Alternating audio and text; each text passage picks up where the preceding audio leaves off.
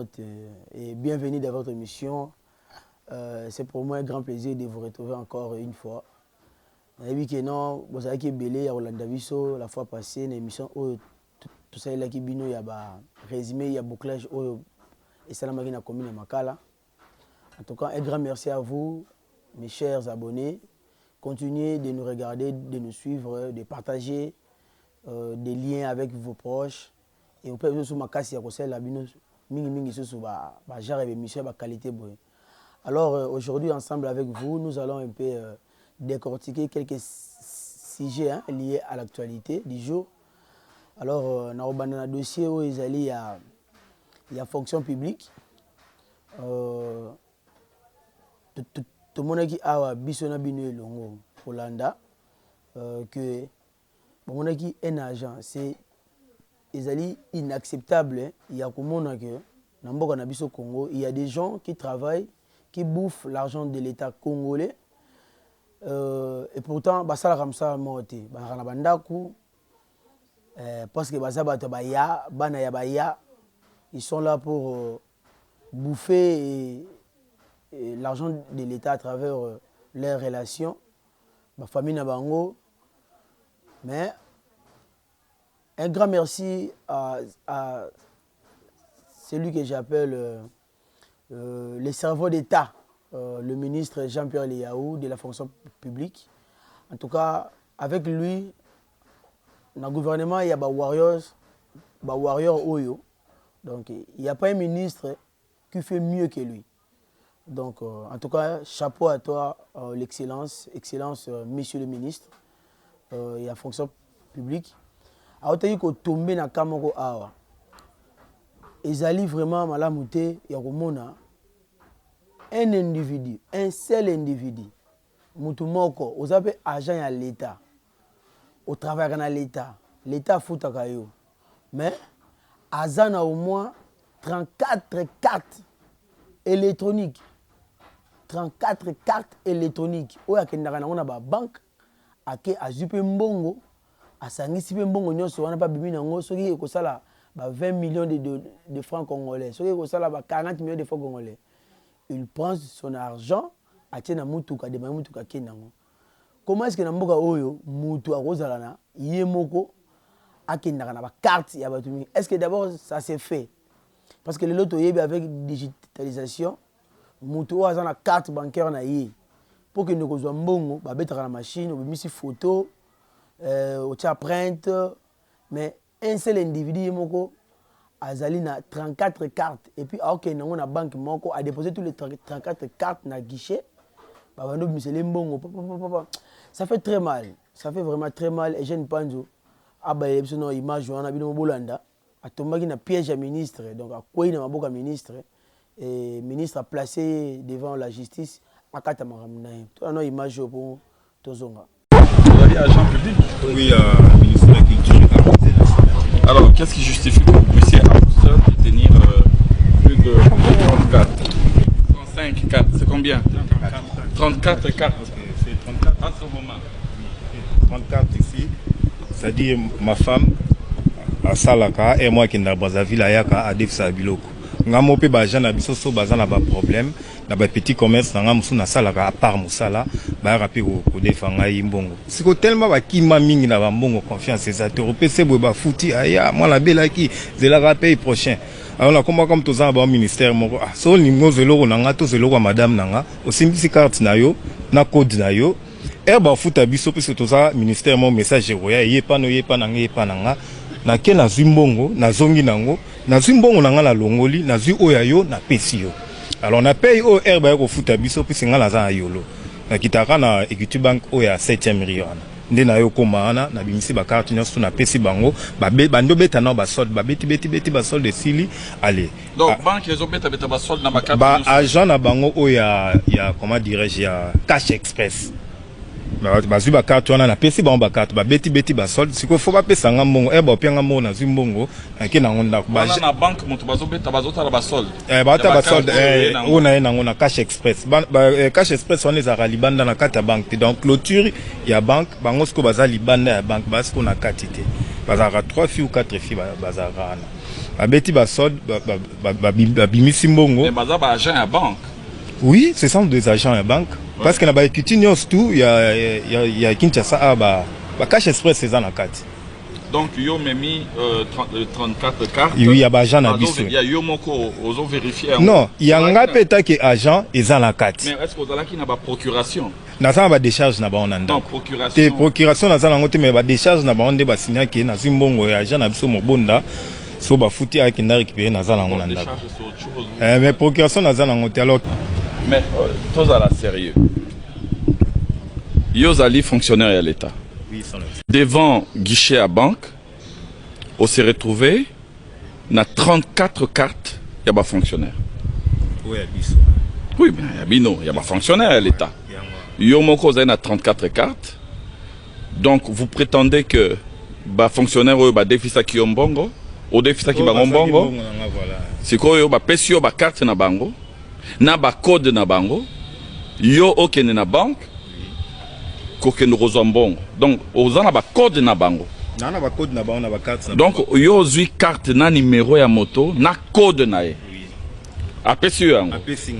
Au benzimbongo et puis aux ongles c'est des cartes. Na zimbongo. Oui. Na zimbongo. Oui. Na longoli mbongo na nga ose pana. Oui, après. Peut-être salaire négo à la 400 000. Peut-être. Et sort ya carte na e. So na zimbongo na nga na PC carte na e. Ah bon. Bon bango pe bazala rabongo peut-être à la 400 000. Il faut peut-être nyongono na exemple nyongono za 200 000. Aujourd'hui, au longo 200 000 na yo, aujourd'hui carte na yo au PC. Et dans la banque ça passe. Oui, ça passe. Donc dans la banque na biso, mutu moko ko na autant de cartes. Azana ba nyonga bato ki na guichet avec autant de cartes et on te sert. Non, bah bien oui, ozana ba carte nyonso e nango et on te sert. On est tous d'accord, vous avez un citoyen congolais avec autant de cartes qui peut se présenter, enfin, moi je ne connais pas une seule banque dans mon Kili qui peut accepter ces genres d'opérations. Hein.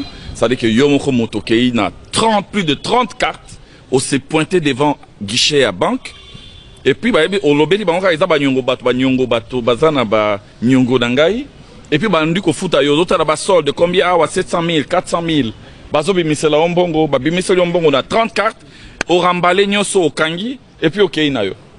En tout cas, dans le monde, enfin, en tout cas, on a un système. C'est pour cela, au Bimi, on a suspect. On a l'administration publique et le réseau Bomabi Solelo, et ils présents, c'est à fraudeur. Bateau, bazali, cumular, détenteur, faux numéro matricule, en somme, fonctionnaire fictif. Bateau mingi, bazoko Zouambongo, en lieu et place, il y a fonctionnaire de l'État. Nous avons aujourd'hui dans toutes nos administrations des fonctionnaires au bazo futamate.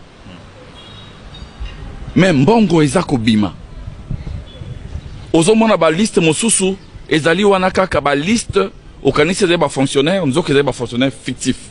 Mais des fonctionnaires réels bazo futamate. C'est pour cela mon konzambo ka senga kikte to tient en place système où il y a identification biométrique. Pour to déceler ba kanyo soyo boy. Et puis, tu tiens en place dispositif, il y a anti-fraude. Pour traquer, il y a fraude.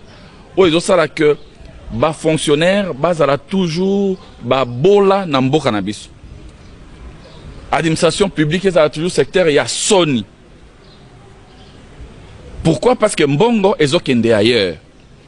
Naba commerçant, nabato bazalakate. Alors, nous allons vérifier, Son Excellence. Non. Au lobby qui est fonctionnaire basalia, toko identifié pe basalia.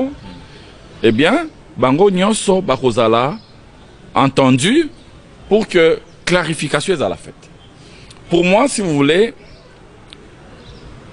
ces faits ne sont pas des infractions. Ce sont des crimes. Des crimes contre la nation. Si aujourd'hui notre pays va mal dans plusieurs secteurs, c'est à cause de ces gens d'antivaleurs. Mais nous marchons sur la tête. Quelqu'un avec 34 cartes qui se pointe devant un guichet, il y a banque, et mais nous savons ces pratiques. Malheureusement, je ne sais pas, hein, justice motoko élucider situation.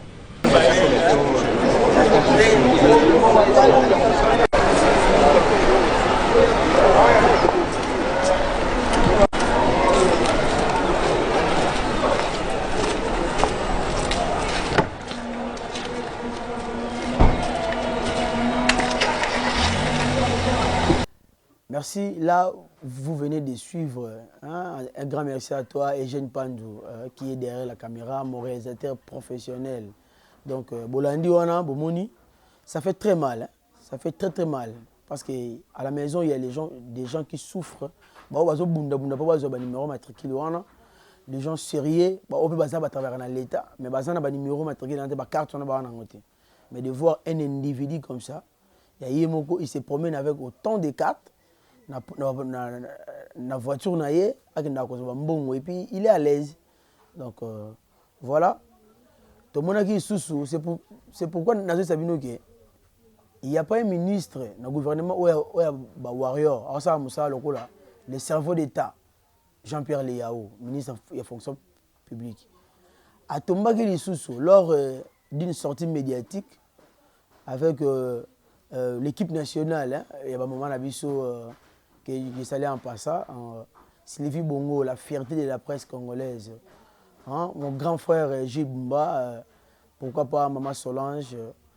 En tout cas, à celle qui sorti médiatique, Bakangi Lisusu, Bato Oyo Balia Kambongo ya l'État, sans pourtant que ça la à l'État. Tant qu'on a pouvoir, non, fonctionnaire à l'État, 7 000. 10 millions, ce qui va monter exorbitante. Mais avec la sagesse, c'est le cerveau d'État qu'il est, à mettre, à couper le rideau en deux, à salir la stratégie. Tant que comme il y a une identification, il y a des fonctionnaires qui ont à l'État, mais tout le monde, donc on a vu des choses terribles. Moutara na poto mazora mbongo ya l'État na Congo. Tu as une image extraordinaire ya muki wana ou no ministre ndenge yemo azali ko décortiquer comment est-ce qu'ils ont procédé pour mettre en dehors hors la loi wana o ba yako yiba mosolo ya l'État sans pourtant pas travailler dans le ministère public. Le gouvernement la RDC compte combien de fonctionnaires? Tant on a komaki ba ebisinga que na Kinshasa na ba services centraux c'est 450 000. Et dans la province, 1 080 000. Statistique dans la Kinangoyango. On a sali frappe en version 2. On a numérisé NIOS pour nous certifier. Processus de certification EPC 113 000 dans Kinshasa. Dans l'intérieur, EPC 600 000. Deuxième processus, Tobandi a la certification, to comme une identification. Il faut que yo moto ya otia misapina mis tout le monde a kezayo. Oye, bazio ba photo ba bilo ronyo surtout. Et aujourd'hui na Kinshasa, Baoyo Bazali na processus wana et 73 000. Sur les 113 autres déjà certifiés qui on a certifié na ba monsieur sur bazali d'ailleurs na ba poto. Azan na Canada, oui tant yo qui certification aye à Stali akei. Maintenant na identification à Katani. Ezomona analyse soute. Na intérieur tozo banda le 15 septembre, Kinshasa tozo kisango le 15 octobre. Et tout de suite, au sali 50 administrations à niveau central, et Tikali 9 plus 15, donc 24 administrations, 9 est en cours, 15 basos est là, et puis ça sera sans préjudice, na descente dans la province, et na fin de l'année, de alors totalement, nombre de fonctionnaires, mais la prétention, on a moins d'équité, digitalisation, d'équité, si nombre, on a et je crois que ça permet de maîtriser l'effectif dans l'administration publique. La RDC a besoin des hommes d'État. La RDC a besoin des hommes qui ont la boulimie du savoir. Je prends l'exemple de le cerveau d'État Jean-Pierre Léao, ministre Excellence. Félicitations, un grand félicitations à vous. Continuez toujours de faire votre travail d'une manière sérieuse. Donc, vous allez venir bon kaka. Donc, Moussalande et les Kamalobane Belé. Pourquoi pas aussi jeter un fleur na maître Richard Pinda. Donc, l'homme qui est l'homme de la boulimie du savoir, la fierté de l'IDPS. Maître Richard Pinda. Donc, on a besoin de battre bongo, battre valeur bongo, battre les sous dans le gouvernement congolais pour pesa ba congolais ba résultat oyo et oyo positif oyo zali ko mona na miso bato.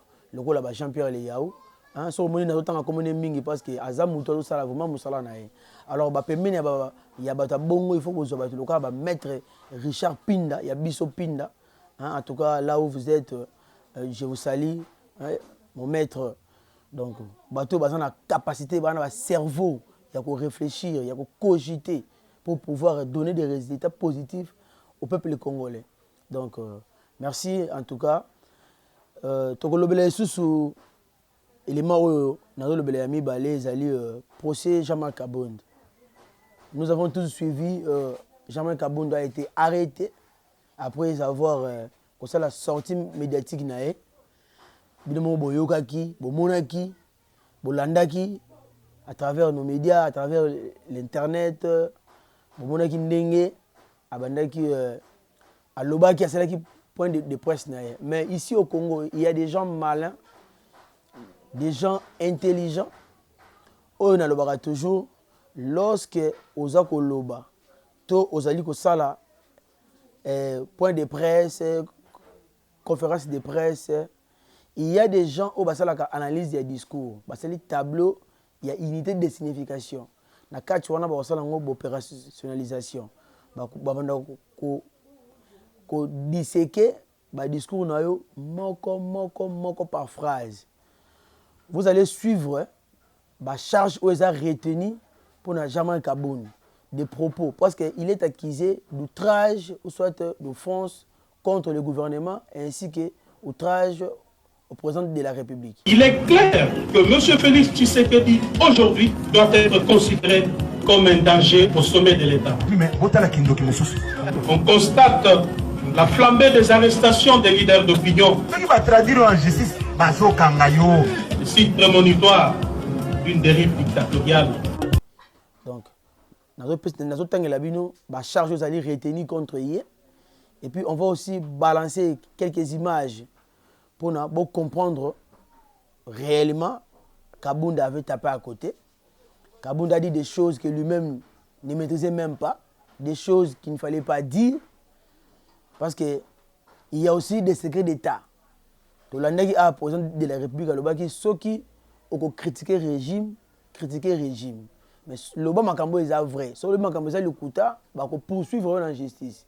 Donc Kabonde c'est quoi exemple parce que outrage contre le président de la République. Offense, il y a pouvoir en place, il y a gouvernement en place. Et ça puni par le code pénal. C'est écrit. Je vais lire quelques charges à lire retenues pour Jean-Marc Kabonde. Comme ça, bo landango. Après, j'ai une point de balancer biso image. Alors, je vais maintenant napper Sabino pour comprendre la charge au retenir pour Jean-Marc Kabonde. Ouverture à procès Jean-Marc Kabonde de lobby le 5 septembre. Ouverture à procès de lobby. Ministère public a retenir 5 charges de son côté contre Kabonde. Et puis, il y a encore d'autres charges où ils ont pesé dans le dossier, où ils ont outrage contre le président de la République. Je vais lire le tout premier, la charge où ils ont retenu contre eux.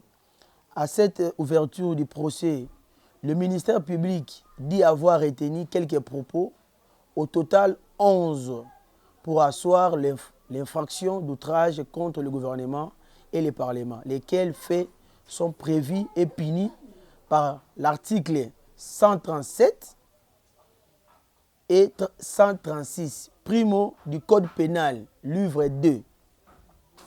Entre autres, propos à noter. On a la charge au ministère public nanou à Kangi nanou aux alliés qui pesé na procès ya Kabonde. Alors samba na ba fonction oyo ya salaki ba oyo za retenu za bon. 1. Kabonde alobaki boye, le processus de la décentralisation est battu en brèche. Un clientélisme et une corruption à grande échelle. On a propos à Jean-Marc Kabonde. Na sortie médiatique na salaki. Deuxième charge. Kabonde a dit l'appareil de l'État est devenu de plus en plus un club d'amis où les apprentis sorciers de tous bords exercent leur premier stage au sommet de l'État. Deuxième fonction, on a décortiqué. Lorsque Kabound dit que non, le siège de l'État est rempli na ba apprenti oyo bazali ko sala stage na bango. Moi je pose la question na bato ba kompanyaka Jean-Marc Kabound. Lorsque il est élu comme premier vice-président de l'Assemblée nationale, Kabound n'a jamais travaillé au gouvernement. Tant azalaki wana lokola premier vice-président de l'Assemblée nationale, Kabound il peut se abonner ko sala stage. Autant ba longoli ende ay comprendre que ba misusu ba sala stage bazali ba apprenti yeye azali apprenti te. Troisième infraction où ils allaient retenir contre Ezali Kabound alobi, le Parlement de la République est décentralisé et devient le lieu à travers lequel le peuple assiste contre sa volonté à des séances de règlement des comptes, le traitement des sujets sans pertinence. Aucune est celle des théâtres de clowns politiques. 4. Le gouvernement a abandonné la mission principale. Le peuple est désormais face aux dirigeants irresponsables. Kabound, il oublie que lui-même aussi, il faisait il faisait partie des dirigeants qui ont traité irresponsables. Cinquième charge de retenir contre Yezali, Kabound avait dit les caisses de l'État saignent jour et nuit. Donc, voilà les 5 charges qu'ils ont pesées dans le dossier. Kabound avait dit les caisses de l'État saignent jour et nuit. Donc, qu'est-ce qu'il y a à l'État? Est-ce qu'il y a à l'État? Ils ont saigné jour et nuit. Voilà les propos qu'ils allaient retenir contre le ministère public. Et je ne pense pas que les éléments et bon to zonga pour na ko laksabino be fonction ils allaient retenir contre eux ils laksa outrage contre le chef de l'État. Vous vous rendez compte que je viens ici étaler nos problèmes internes? Un homme d'État ne peut pas tout dire sur la place publique. Tozalaki kotambola tozalaki misato nagu toyebanaki maso ya mokili. Je te regarde droit dans les yeux. J'ai passé de très bons moments avec Ndeko Jean-Marc. Tokabonaki pona nini Ndeko Jean-Marc ayebi yango.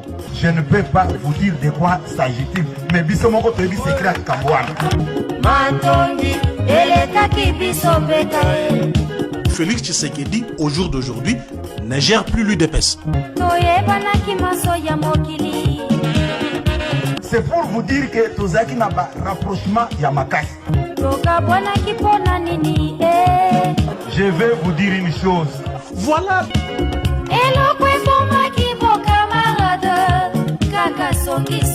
Il est clair que M. Félix Tshisekedi, aujourd'hui, doit être considéré comme un danger au sommet de l'État. On constate la flambée des arrestations des leaders d'opinion. Le site prémonitoire d'une dérive dictatoriale.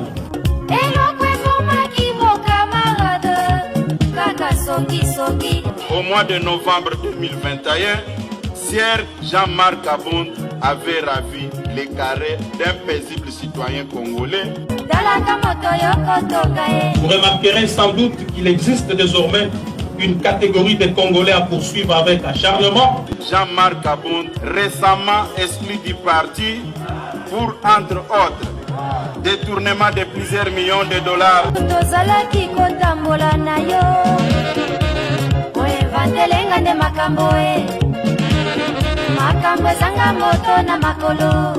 Nous voudrions préciser que nous ne réglons de compte à personne. Est-ce que ça, image ya malam? Et nous ne comptons mener une guerre à personne.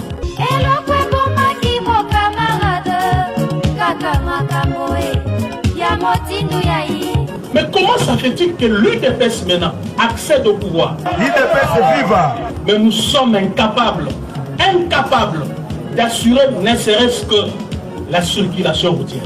Makambo ebele toza kosala eza ko refléter même niveau à raisonnement na biso. Alors, que voulez-vous que l'on fasse?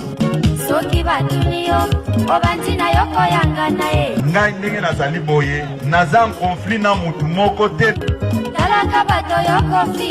Chaque week-end du CVC, la cour douce, les irresponsables jouisseurs,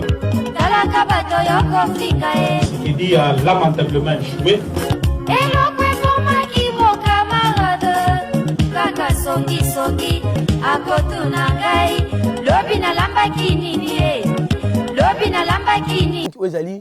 Oezali d'offense, il y a gouvernement congolais. Oezali une fonction d'offense contre le chef de l'État, ou soit outrage contre le chef de l'État. Bazo reproché na boye. Pour les infractions d'offense envers le chef de l'État, fait prévu et puni par l'article 1er de l'ordonnance loi numéro 300 du 16 décembre 1963, le parquet près la Cour de cassation extrait notamment les propos ci-après. 6. L'absence d'une vision claire et d'un leadership convaincant dans le chef du président Félix Tshisekedi, les compétences notoires et la mégestion institutionnalisée caractérisée par l'insouciance, l'irresponsabilité, la jouissance et la prédation au sommet de l'État. Nyonso wana kabundi abandalo la président de la République. Il y a une infraction d'offense ou soit outrage contre la personne du président de la République. C'est punissable, c'est condamnable. Lorsque vous dites, vous proférez de telles paroles envers votre chef de l'État, ils allaient insulter. Ils allaient critiquer, ils allaient critiquer son régime, ils allaient les compétences notoires. Kabundi dit à Félix Tshisekedi, le président de la République, que Azali est compétent, notoire. Donc, ils ont mis sur Batu. Voilà. Oyo, Kabundi Azali Koloba. Toujours continuer. Toké na 7. Kabundi a dit, il est clair que Félix Tshisekedi était danger au sommet de l'État. Donc, Kabundi na procès na ye. Pour procès, ils ont le 12. Il faut se justifier. C'est vrai. Alors, il est clair que Félix Tshisekedi est un danger au sommet de l'État. Il est clair que M. Félix Tshisekedi, aujourd'hui, doit être considéré comme un danger au sommet de l'État. Il faut démontrer en gros de quoi que le président de la République Azali danger dans le sommet, il y a l'État congolais. 8. Les promesses irréalisables sont considérées comme mode de gestion. Les mensonges, la manipulation, les détournements des deniers publics et la corruption comme mode d'exécution des projets. Pour la propagande de faux bruits de nature alarmée, les populations à les inquiéter, pouvoir établir, porter ou chercher à porter les troubles dans l'État, fait prévu et puni par l'article 199 du CPL 2.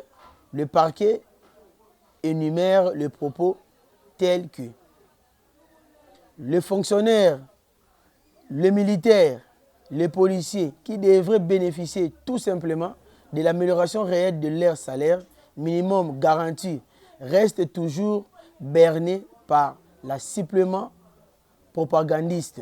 Donc voilà, fait oyo ezali retenu contre Jean-Marc Kabound. L'Union so oyo totanga wana ezaba biloko oyo Jean-Marc Kabound alobaki na président de la République. Le président avait dit ça, je le répète encore. Critiquer notre régime promesate, mais kofinga te. lobi makambo eza ya solo soko lobi makambo eza ya lokuta maloko ekotonda mpona bato ya lolenge wana. Ce n'est pas moi qui a dit ça, c'est le président de la République. C'est pour cela bomona Kabound azali liboso ya bazuzi bavandi basali analyse ya discours, hein? Donc babimisi ba unité de signification ya discours na ye yango azali liboso ya bazuzi bazali ko sambisa ye. Donc voilà en gros on a koyi koloba oyo tozaki nango ya ko pesa bino pour ko éclaircir bino un peu dossier ya Jean-Marc Kabonde. Na kolobela sous dossier ya député. Bon, un député national à la ONG nae, c'est une jeune dame courageuse.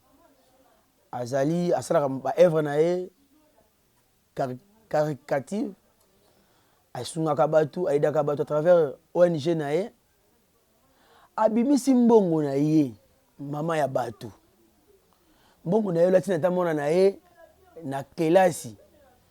Mbongo na ye la sala tabilanga na ye abimisi mbongo na ye pona kosunga peuple congolais basela bango moi passerelle soit moi pont batu ba traversaka de part et d'autre muta abimisi mbongo na ye apesi yo mutu olandela misala musala pena bokesalela ye yango oyo mboka oyo kobonga soki biso ba congolais tofungoli mitema na biso tozala kaka scotché te na ba vie na biso to rappeler pas ya baninga sosia baninga mbongo wana sike bimaki oyebi te ndenge nini na bundaki pa zwango botala image oyo une jeune dame a bimisi mosolo na ye apesi po bakende ko inaugurer pont botala makamni esalami na pont wana botala na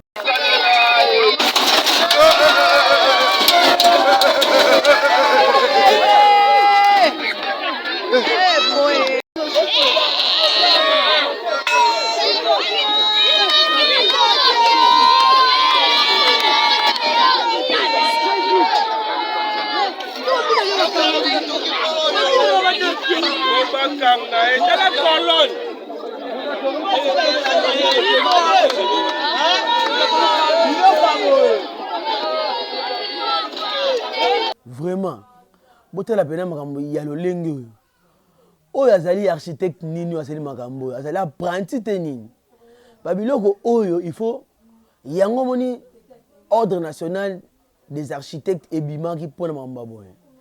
Ce sont des choses à condamner. Il y a des gens, des architectes intelligents. Le quoi là Patrick Epoutou Bango, ingénieur architecte Patrick Epoutou Bango, hein? Un homme très intelligent en matière d'architecture. Bo pesa bango ba plan oyo. Bo kene na ba corporation, contactez PM Agencing. Hein? Contactez PM Agencing. Bon, le architecte au Bazali reconnu, l'architecte au Bazali ordre national d'architecture. Le quoi ingénieur architecte Patrick Epoutou Bango, hein? Mon premier. Il ne faut pas. Eux, ils allaient Makamba Boy, c'est condamnable. Hein? Makamba Boy. Moutouana ont mérité de poursuivre parce que à Limbonga Batou, non seulement à Limbonga Batou, à quel point Sambonga Batou n'a pas un farceur. Tu évites si la personne oya tonga gi pont oyo parce que plan oyo azali neka mutu ba ramasser na nzela toi ça vraiment architecte oyo aza reconnu le gars Patrick Epoutou Bango, hein? Voulez-vous construire vos maisons, vos immeubles, une seule agence, contactez PM Agencing. PM Agencing. Bobenga boluka architecte solo. Boluka tala na opesa bino numéro. N'a pas mon numéro. Plus 243 49 86 119. Architecte qui a renommé Bazana Mboga Oyo. Zong son image autant ndenge ni ba kuyi ndenge baso ke welela mama ya bato ayaki ko inaugurer. Ah Mboga Oyo boité.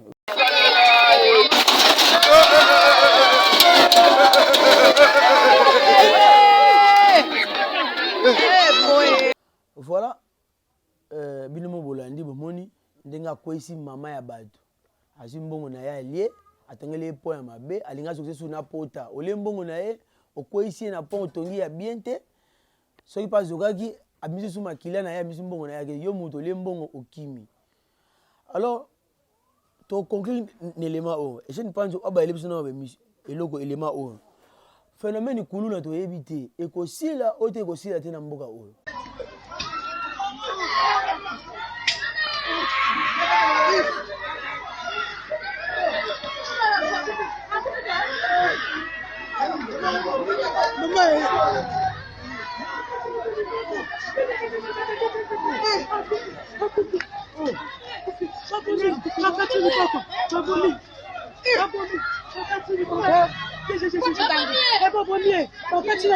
Là, t'as un par exemple élément oyo kuluna eke bunda matina imika mno sayebi ke imika za zone oyo ezali ezali ko héberger ba sportif nyonso ya ville ya Kinshasa y compris ya Congo mobimba bayaka imika ba travaillera kuna kuluna phénomène o kuluna tozali koyeba ti yo yeko bunda compétition judoka un bon sportif abundaka na babala te oyeko bunda combat na yo po mata ceinture bomoni combat ndenge ezali kobundama babeti yo bagagner yo sportif azalaka il faut un esprit ya fair play na ya sportivité au poli ndima défaite siko boyebisa ngai un vrai sportif na kuluna différence ni eza wana entre sportif na kuluna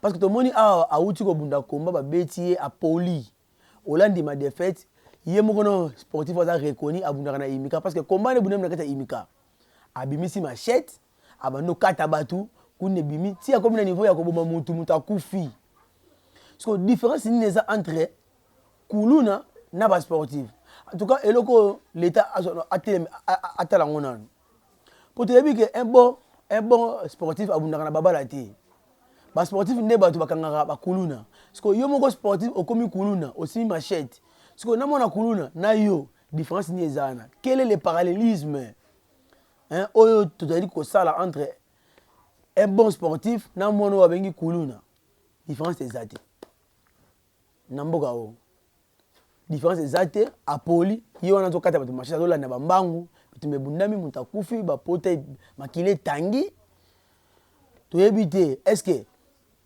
l'État a besoin de mesures préventives pour les sportifs parce que il y a une perception différence entre les sportifs et les différences exactes.